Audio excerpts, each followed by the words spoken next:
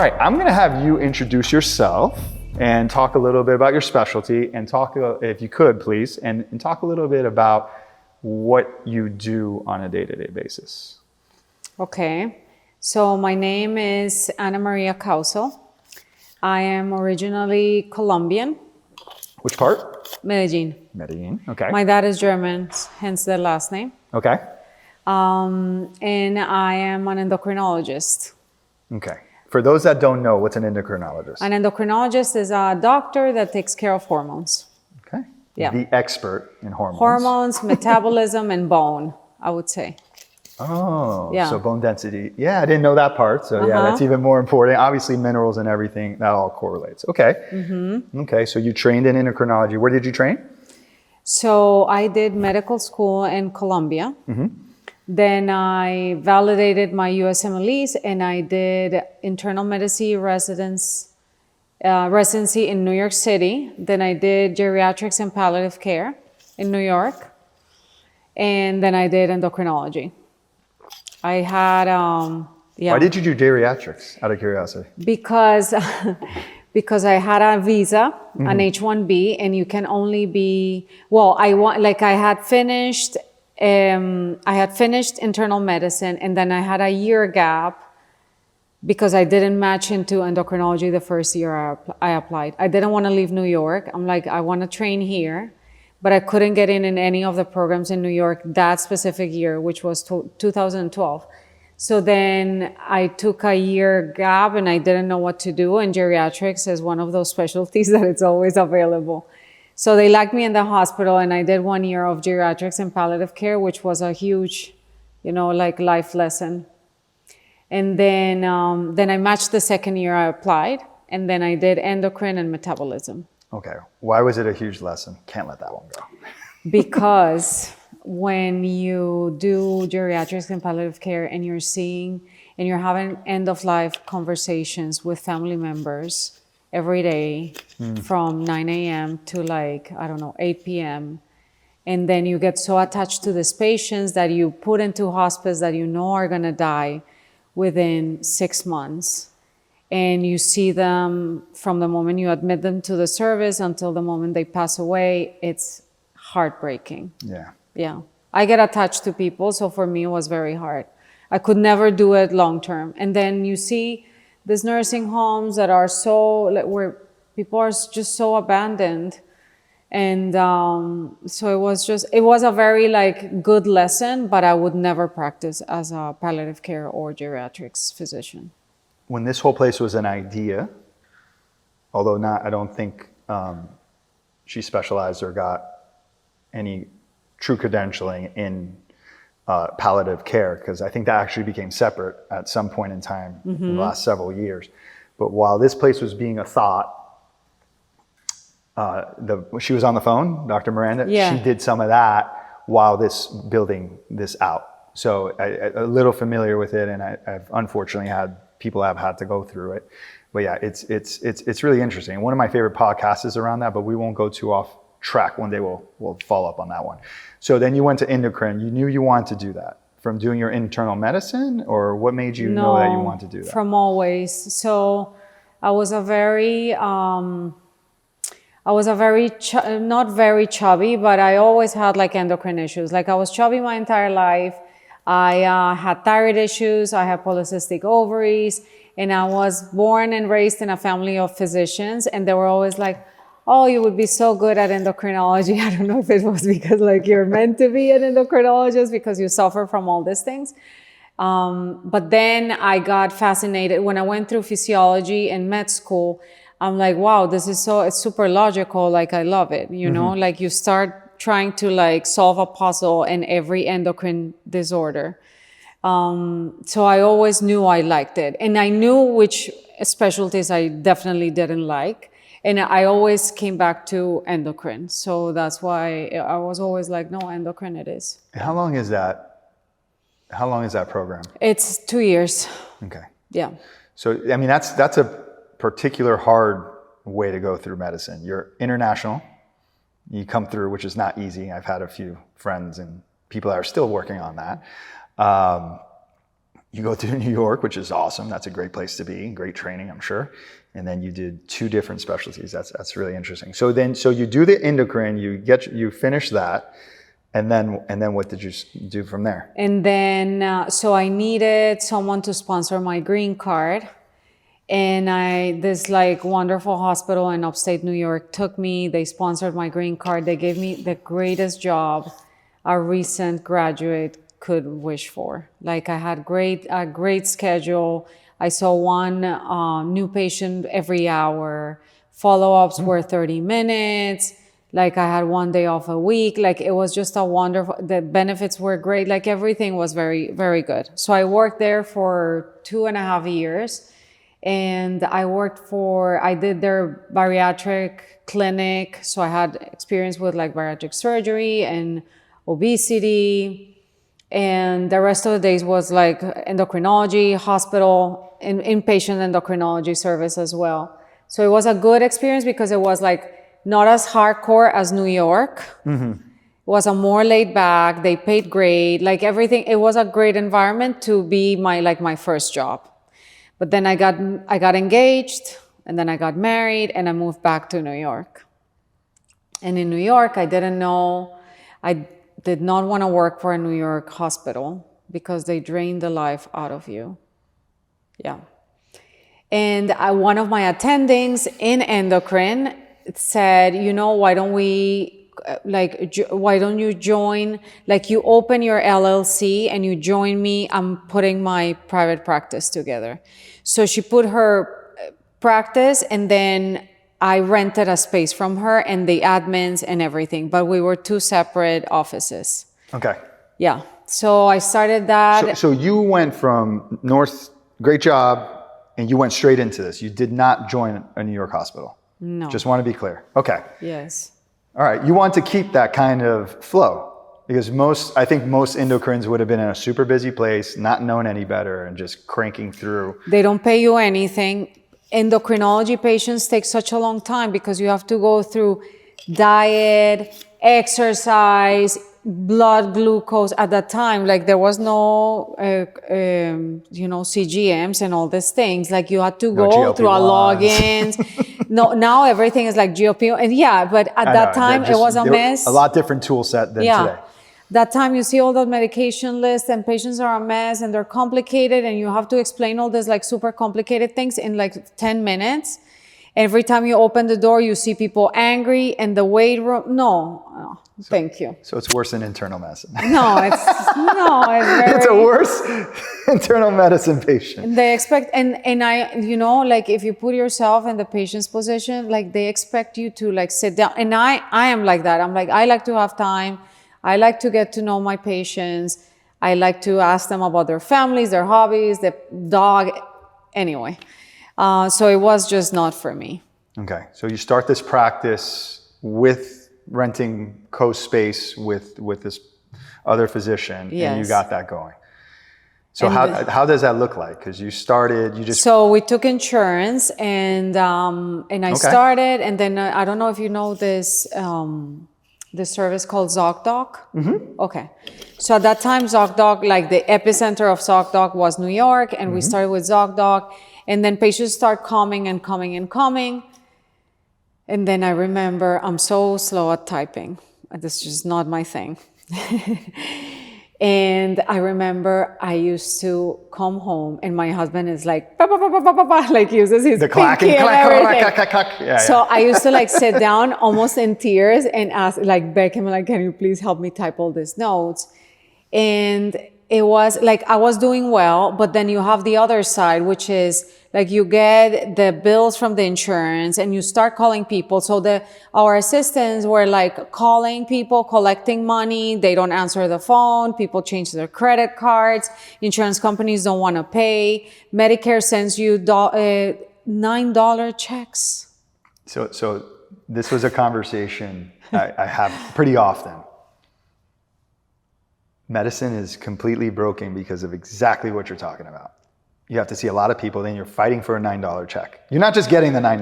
$9 for a lot of debt. $9. And now there's this one of the reasons this podcast exists is because people don't really know what's going on. Like the average consumer doesn't, and the average doctor is just working their butts off, and nobody's winning because you can't see an endocrine patient in 10 minutes.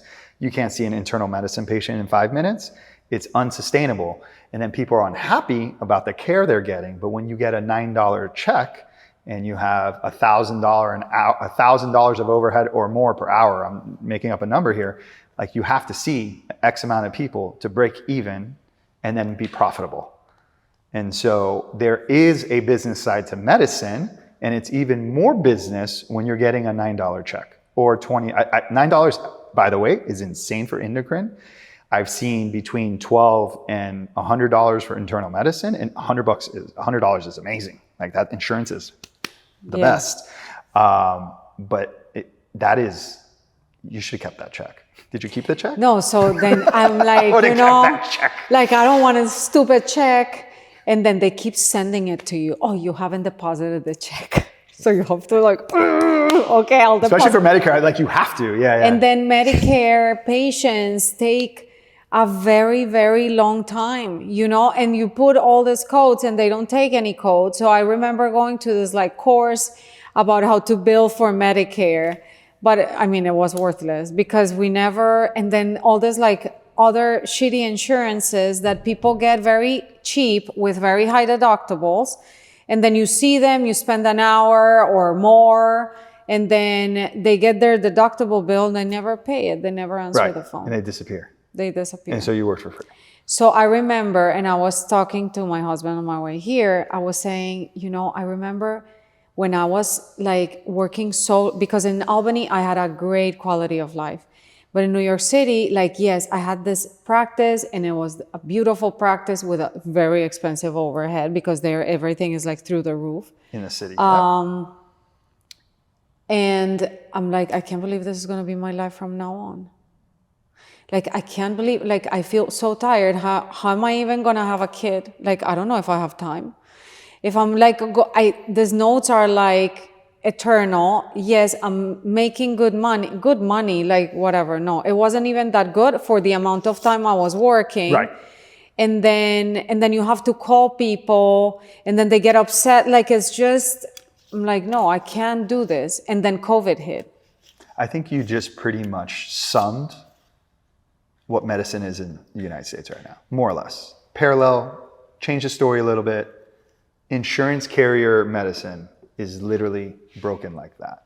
I'm still can't get the $9 out of my head. Whether you spent 10 minutes, 30 minutes with that person. I mean, I think the minimum wage in New York is probably like $20-something now. Does anybody know? I know. You know what I know? Because then this is the other part that is broken. So we had 2 assistants, and then one of them got married and she was going to move out of the city, and we loved her to death, but we needed to get another person.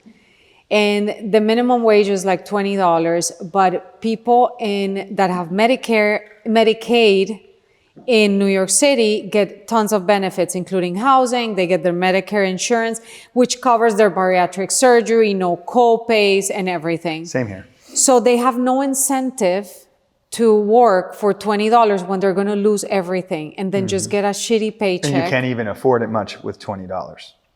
So the amount of people that applied to the job took the keys to, no. They always refuse, like, no, I'll just come on Monday. And then Monday never showed up. It was we could not get another assistant. We went through that for a little bit too. No. So then COVID comes. So then COVID hits. And I was lucky because my partner took all the risk. Like, the rent was under her name. We had a contract, the assistants, like everything. So, COVID hit. No patient wanted to come back to the hospital or to the office, sorry. And then I said, this rent is too expensive. I'm just going to move to there's a co-working space for physicians. It's called Lina. Okay. They started in New York, but I think they have now an Aventura. Yeah, I was going to say they have one somewhere further north. And then I said, okay, I'm going to move here. And I got my own virtual assistant. And I just kept working mostly virtual. So then I realized that for endocrinology, you really don't need to like physically see someone. Like it would be very nice to do a full physical exam, but you really don't need to because you always need blood work. If it's something thyroid related, I can see it through the screen. And some things I'm like, show me your hands or show me your belly. Like people are very open to that. So when COVID hit, we moved here for 2 months. I had my son during COVID. And then when my son was like maybe 6 months old, we came here and I've always loved Miami. So we make the decision in our heart. We were like, okay, we moved to Miami. And then I was thinking, I'm like, okay, what am I going to do? I started looking at spaces and I said, no, I'm not going to go back to the same thing. And then insurances pay less outside New York. Like New York is, we used to belong to an IPA, which is, so Mount Sinai Hospital has the one in New York. In New York, Mount Sinai, Mount Sinai Health System has like something for physicians that have outpatient practices that want to be affiliated with Mount Sinai. And they give you the Mount Sinai rates. So they basically negotiate with the insurance companies for you. And you just have to belong to the IPA. Like it's just to have the Mount Sinai name. They wanted to, spread roots all around the city and take as much coverage as they could. So this is a question, but also an assumption. So Mount Sinai in New York works really well with private physicians, it sounds like. Mm-hmm. Definitely not the same down here. Yeah, no, that's so incredible. That would be amazing if the hospital systems around here integrated with the private physicians. It's actually, usually they're trying to acquire them. And for the most part, I know I have friends at hospitals. Sorry, not sorry. Once people get acquired, they're not as happy as they were on their own. I don't know why, and I'm not going to assume. But why? Because they're like, okay, I'll pay you, and then I'm gonna make you work like you didn't. You had Fridays off. Sorry, it's money. You need to double your patient loan. You're like, wait a second, I'm making the same, and this is not. And then they end up 3 retiring. times more. They go, never mind, I'm retiring, and then you lose all these great physicians. I mean, some of the best physicians in this area are no longer working, and some of them still are, just because they didn't want to put up with the acquisition. They just took what they could and ran. And the other part is that I was very lucky. I have my husband and he has a financial background and he understands healthcare. But most doctors, we don't know anything about money. You think someone during med school or residency, they tell you it's always like, oh, your dreams. What do you want to do? And they're like, oh, I want to do research. Oh, I want to do, but nobody prepares you for real life. Like nobody says, okay, do you know how to get a mortgage to buy a house and then calculate how much your mortgage is, how much you have to make to see if you really like that research job that much. Right. Because at the end, you need to make a living, right? And so all the practices I've seen that are from physicians, they're a financial mess. The office manager has a bunch of paperwork. Nobody knows anything. I remember. So no, this is worse. My practice in Albany, we had a financial meeting every 2 weeks or every month, and nobody knew what was going on. But you had a meeting. And then they used to give me the statements. And one day I showed my husband the statements, and he's like, "This doesn't make any sense. You guys are losing $60,000. I think it was something like $60,000. This physician is losing $60,000 a month." And then I went to the office manager. I'm like, this paper says that we're losing a lot of money and you have to figure out why. And it was because he wasn't credentialed with Medicare. So all the inpatients he was seeing, he wasn't getting billed for that. Free. But this was an office that had 30 staff in the admin thing that nobody had no idea of anything. So I will say it's very common in medicine, because it's very common in medicine. It's honestly very common in a lot of businesses in general. I did a stint where I used to help businesses out, a business consulting job for 2 years right before COVID. Thank you, COVID. And it was the best thing that I stopped doing ever. But most of them were disasters. I couldn't get their financials. I couldn't help them. It was, I would say, 30 to 40% were disaster. And then the guys that were super on top of it and sharp, they had very they were able to over time become very large and successful. Yeah, those are the ones that succeed. Yeah, because you have to know where your money's going. I mean, I can't fathom the overhead for having 30 staff members. You know, like that's a lot. I know overhead for 13 people is pretty wild. So, and I can only fathom times 2 to 3. You know, that's a lot. So, and there's a lot of moving parts, and it's all paper, and it's all over the place. But a lot of people struggle with that, and they don't put the systems in place to be on top of that. But anyways. Okay, how do we get there? I don't remember. No, because of nobody teaches you that in med school. So, most private, in endocrinology, I'm telling you, I haven't met the first endo that is like business savvy. So is that where you come in? No, you have both? I am not. But so going back to where my practice started. So I said, I can't go back to the same thing.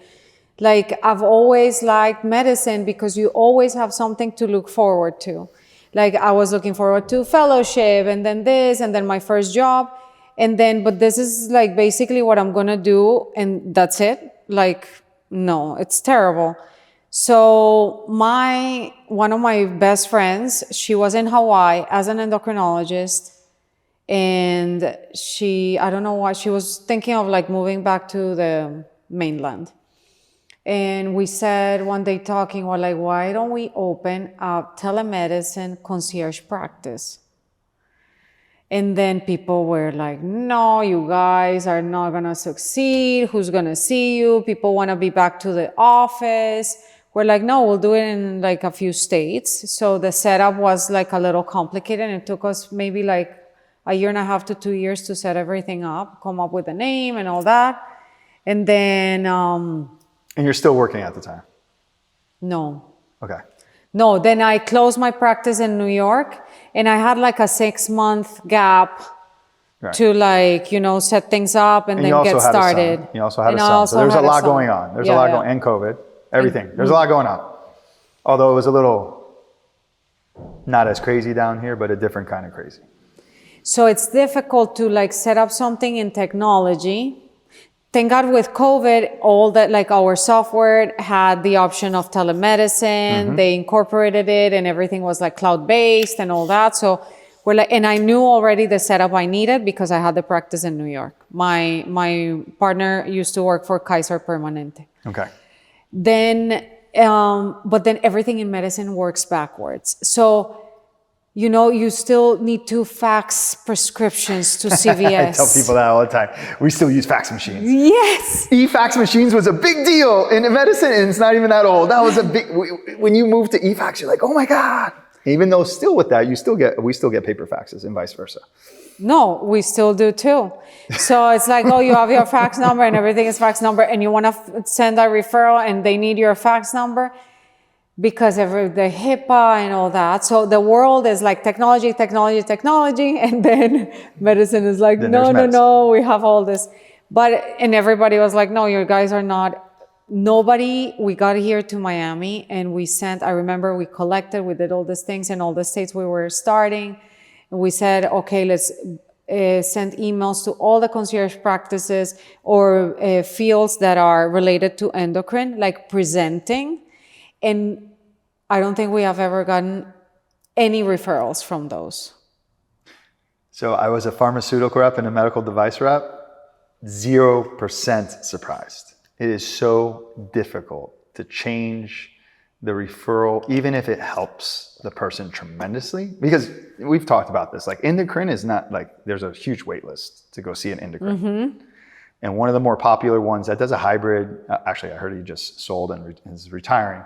He did a hybrid commercial, hybrid insurance and concierge. He literally is in the office I don't know anymore, but for sure, I asked someone recently, 8 to 9, like every day. And he has like a wait list. And that's why he started a little side concierge practice, because there's patients that were willing to pay.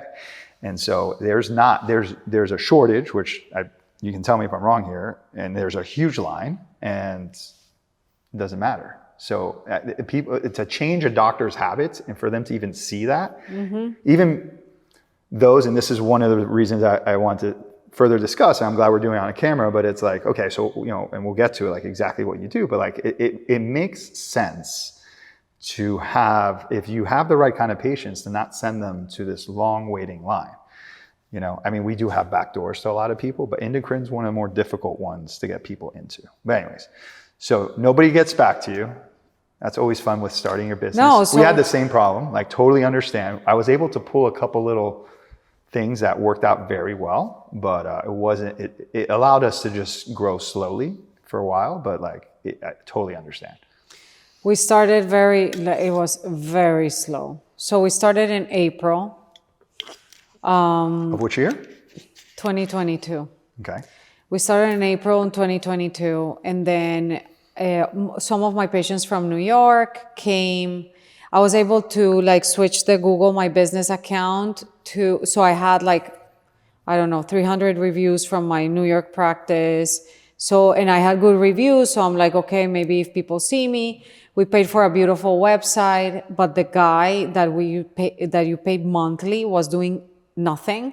So working on search engine optimization was Just like went it was. through this. I just went No, through it's such a headache. So then October there was 0 patients. We had 0 new patients, and we started like questioning everything. First, we had an office manager that thought she was like, I don't know, a CEO of like the big company, and she was like, like this is not in my job description. We got rid of her. Then we got another person who was like super lazy, and I think she was a virtual assistant. And then she used to sleep and maybe leave the mouse so we could see she was online.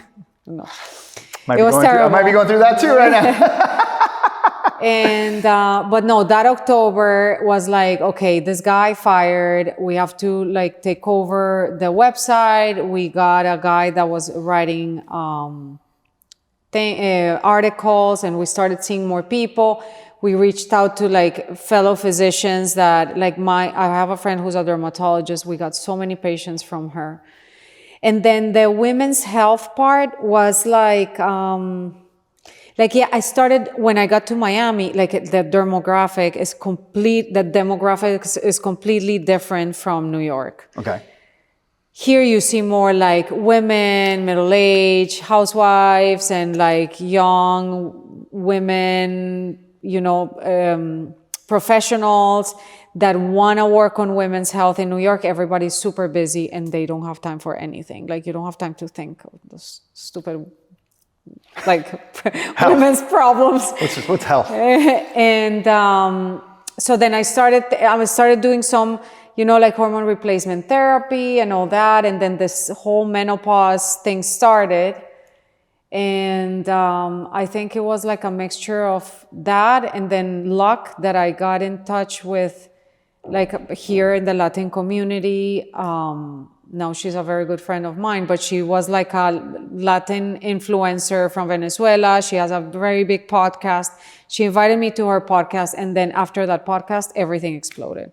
Nice. Yeah. And that started pivoting us to like doing women's health and weight loss. So we said no more like we just want to do women's health and metabolic disease or like GLP-1s and all that. And we just focus on that and close the rest. So no more endocrine. No, we do, but not like super complicated cases. You really need to go and see an expert at, I don't know, NYU, Columbia, or here Baptist. But someone that needs like an opinion or somebody that needs like maybe seem okay, you still handle some of those patients. Yeah, of course. As long as it's not too complicated. Fair enough.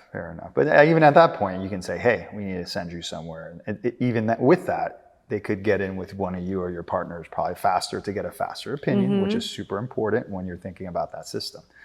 Okay, so you go from 0 to 1,000 miles per hour. So what's your business model now? I know what you're focusing on. Is it a monthly thing? Is it an annually thing?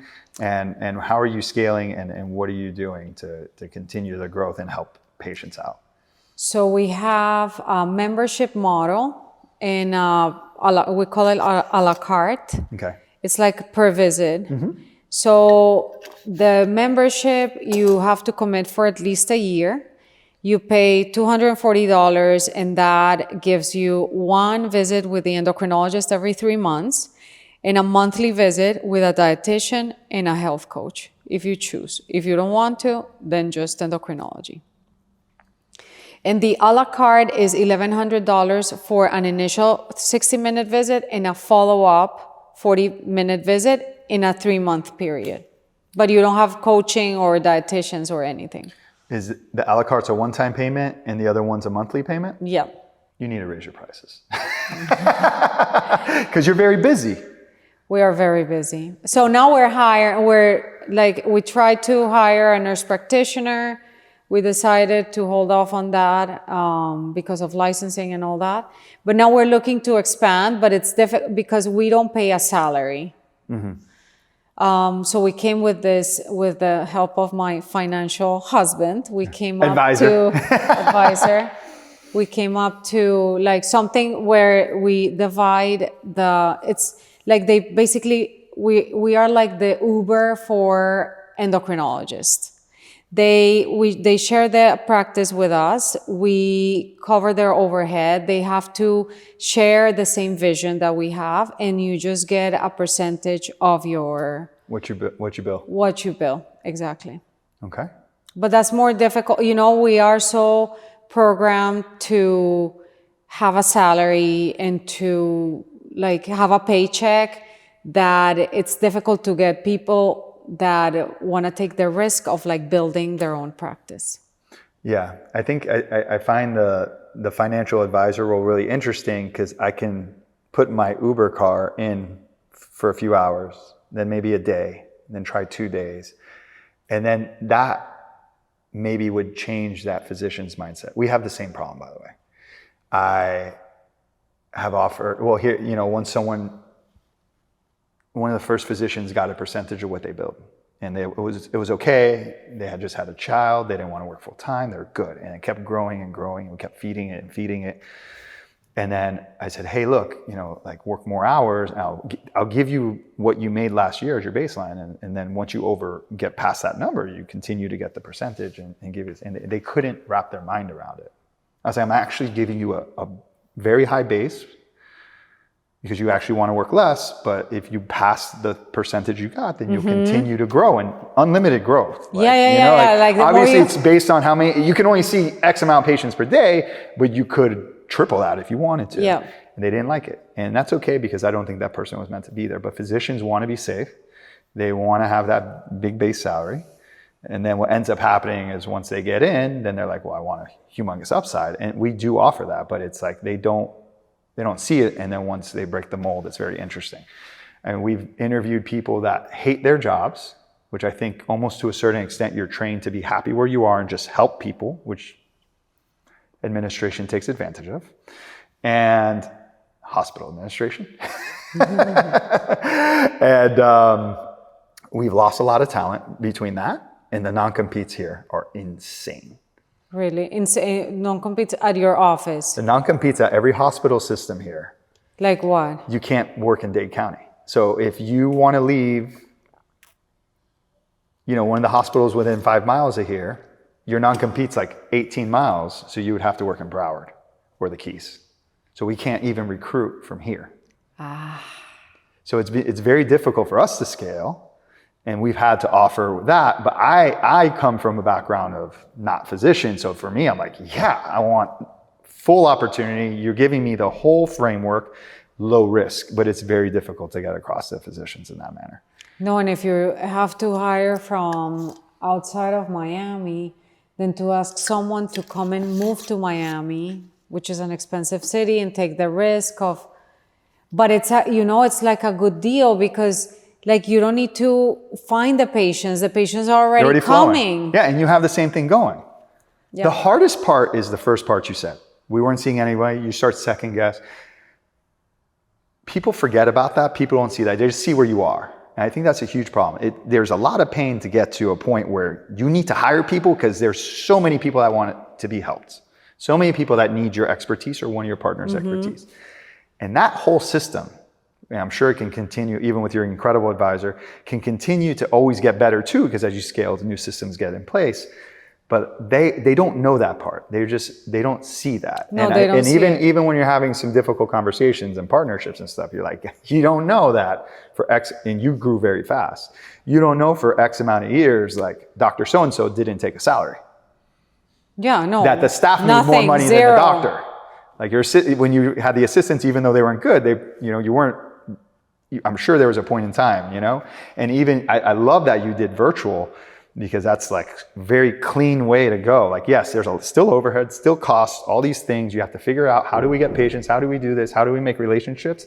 All that builds that, and they just don't see that. And it's a very difficult conversation to have. So I'm hoping the Uber thing works. Well, we gotta Well, the Uber and the Uber. Indo-Uber. We'll come up with a name. I'm gonna. This is burnt in my mind. If you have a better name, fine. But I'm gonna let my brain wrap around that one. But that's super interesting. So you have, you know, and I told you, but they never wrote back. I had an endocrine write me in LinkedIn. I was like, oh yes, and then vanished like twice. Actually, wrote me twice, and just never followed up, because I was just gonna go like this. Here, you two talk, because I don't. You know, I know the business behind this. So I was like, this actually might work better. But they never wrote back. If you're hearing this, right back, see? It might be helpful. But yeah, no, it's interesting. And then, you know, we've had a mid-level before, and we go back and forth on that one. And it's interesting too, because they're autonomous now, so in Florida at least. So it's really interesting. The hardest part, I think, is scaling, like human capital, even though you're virtual. You know, and we're very picky. Like, I trust my partner 100%. She's super ethical. We both trained together, internal medicine. Like, we know how she treats, I know how she treats patients. Her patients love her. My patients like me too. Like, but to trust your baby to someone else, you know, it's very difficult. But if I know someone is an endocrinologist, I know at least that they went through the same training that I did. Right. Medically, they should be exactly. sound. Yeah. Now you have a little twist on that, so that's interesting. I'm challenging you there, because I've gone through that problem before. The most beautiful CV on earth, and just didn't get how to do what we do for patients. But for sure, they have the training, they have the knowledge, they have that. But that's interesting what you said, because which you briefly met, they knew each other from residency. So we knew that was a really high probability of a high win. And then after that, it's like, ooh, how do I figure this out? Because when you're interviewing, you're going to say, you're going to align, you want the job theoretically, right? So then it takes time to figure out, is that person, and you put so much time, effort, and your time, which is hard to find because you're a very busy practitioner and you're also running a business, and you're taking time to build them, and you're using what you've built. And then if they're not the right person, it hurts, because you now just brought on X more patients, and then that load falls upon you and maybe your other partner. So I think that's the hardest part of scaling, and I hope we figure it out soon before computers take over. We're not going to go there though. No. You need always human connection. You know, 100%. Someone in our generation, like, we like to be heard and to like complain to someone and please help me, like all that physician part. But the thing about concierge medicine is that you actually get to practice the medicine you studied for. Like, I started to be able to listen to people, to take care of them. They can reach out to me. They have my phone number, like all of those things that hospitals like completely take away from you. Like, you just hate your job so much. You don't want to know anything about any patient. It's just very hard. Concierge medicine is the medicine people are seeking online when they're following health and influencers and physicians. It's the medicine they're seeking. Not everyone can obtain it, but I think it's if we start thinking about that way, people find a way. I was just thinking, and again, we'll talk about your price point later, but it's maybe 2 nice dinners to join. We're not inexpensive, but in Miami, it's 1 to maybe 2 dinners. And if it's 2 dinners, it's probably not with alcohol to join us per month. If you think about that. How much is your practice? $7,000. We start at 7. They pay yearly? I do an annual payment. We do annual payments. Sometimes we don't. No. We approve things that are not annual, because we have had, out of the thousands of incidents, because we've been doing this for a while, 1 or 2 people that made it awkward. Oh yes, of You know, course. it's We always have the that. few, the very few, you know, and we try to be very open and cognizant of people's needs. And some people have off years and, you know, things happen, right? But yeah, no, so it's really interesting, but you have to want to do it. And not everybody wants to, but concierge medicine is the medicine you're looking for if you're interested in your health, if you're using an AI to try to supplement it. If you can afford it and just put it to the side a little bit, you can access it. But what's important to you, you know, like, so, but yeah, what else you want to talk about? Where do you see your business? Well, you kind of went through the growth stage and what you're trying to do. Is there anything else that you want to talk about the business side or the No, medical side? we launched recently. We launched an app to Okay. be able to, you know, help people on GLP-1s or women in perimenopause that don't know how to work out, that don't know how to eat. We launched that, and we have like a whole team. It's like semi-automated, like it works, it's an app, but there's someone behind the app, like, you know, adjusting your macros and all that. It's not gonna be like huge, but it's doing pretty well too. Well, it's going to be huge. We'll talk about that offline. That's super cool. I'm glad you're expanding that, because I think that's where, so coming to what I said about computers, your clients are clients. They want the human personality. They want that tailored thing. And I believe the future is what you just said, is people being able to get for $9 a month, $10 a month, something that's good enough. Maybe it's not what you do or what we do, but good enough that it's better than the system that you escaped from. And that is going to be a big game changer. And I believe healthcare with oversight of physicians, I'm very big on that. With oversight of physicians and technology, we can get a better healthcare system by force. And that's amazing that you're doing that. And I know some people from the technical side that are trying to do that too. And some of them see it as an addition to what physicians do. And I have seen slide decks that are like, we're going to kind of take over physicians. And like, you have to find a middle ground, I think, for the most part. But I do believe that kind of stuff is going to allow people to really take and become the steward of their health. But if you're looking for a collaboration with someone that can guide you, this is where it's at. And then maybe you can get there. Maybe you start with the app and 5 years later, you get all these promotions, you start a business, and then they hire you or one of your associates at that time because you're too busy. But you can get to that point. But I think the whole point is to take care of your health and then figure out how to invest in it, because it's all we have. It's all we have. Absolutely. So awesome. Amazing. Pleasure. Thank you so much. Thank you for making this happen.